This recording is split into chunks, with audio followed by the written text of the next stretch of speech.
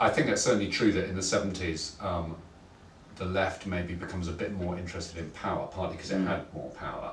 And in the union movement, there were some people that were very good on civil liberties, but there were lots of other people that just wanted their union to have as much clout as possible, and that was the main thing they were thinking about. And I think there's a degree of that. I mean, Jack Jones, who died today, was in lots of ways, I think, an admirable, puritanical, quite, moderate kind of figure in the 70s, but he didn't really mind having an arrangement in the social contract where basically government policy was decided behind closed doors by a few union leaders and the government. And some of those policies were very good. I mean, the foundation of ACAS was his idea, for example, but arguably Britain at points in the 70s ceased to be a kind of pluralistic democracy because Jack Jones, a few union leaders and a few Labour ministers were really deciding pretty much everything. And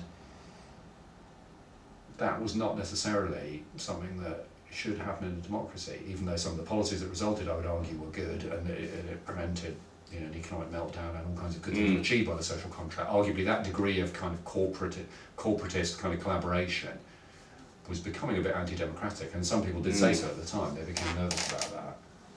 Yeah, no, it's a realisation, I think, that sort of consensus from the war, which had sort of bound together left and right. Exactly, but maybe during the war that's more justifiable as an emergency and so on. Yeah. There's an extent to which the social contract and what's around that is a kind of emergency government in Britain in the 70s, but it's in peacetime. Yeah. And as I said, I think it achieved lots of good things, and maybe it was the only option. But I think certainly as it went on for year after year, even though the economy was beginning to improve, people could say, this is a denial of pluralism, a denial of political freedom.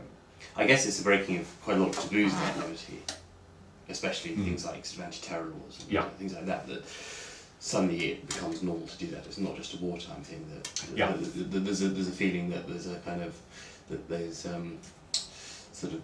society sort of contains that sort of potential for violence that has only ever been seen in wars before, sort of national emergencies. That's right. I mean, I think the 70s is a time where kind of emergency and crisis is invoked almost constantly by governments and by newspapers, and a lot of those crises, in retrospect, seem small. I mean, unemployment reaching 1 million under Heath was seen as a crisis, while unemployment even under Blair in the best years was about double that. Yeah. But there were some real emergencies, and I think, that did create a climate, as you're suggesting, where people could say we've got to suspend this right or that right. I mean, the 3-day week that Heath imposed, arguably the right thing to do, but saying you can't have power at certain times of day and all the rest of it, that's quite a wartime kind of thing to be doing, and yet there was no war going on. And I think maybe governments got used to the idea that normal life had to be suspended quite often, and they got used to that idea during the 70s, I think. Do you think it was, on the sort of more grassroots level, do you think there was a disillusionment with that sort of the higher realm of politics, and that the sort of big changes could be made at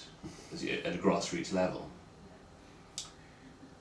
I think that in any era, there are always a lot of people who think politicians don't achieve anything. The higher realm of politics is kind of bankrupt. I think a lot of people always think that all the time. I think that's not particular to the 70s. But I think every generation always says it's wake-up moment, doesn't it? Yeah, when of thinks, course, we'll be better let down. But I think there was a degree of cynicism building up about politics in the 70s, where the Conservatives and the Labour Party would sort of swap positions quite regularly on things like Europe or reforming the unions, where they would support one thing in government, and as soon as they're in opposition, they would oppose it. There was quite a lot of that, which probably wasn't good.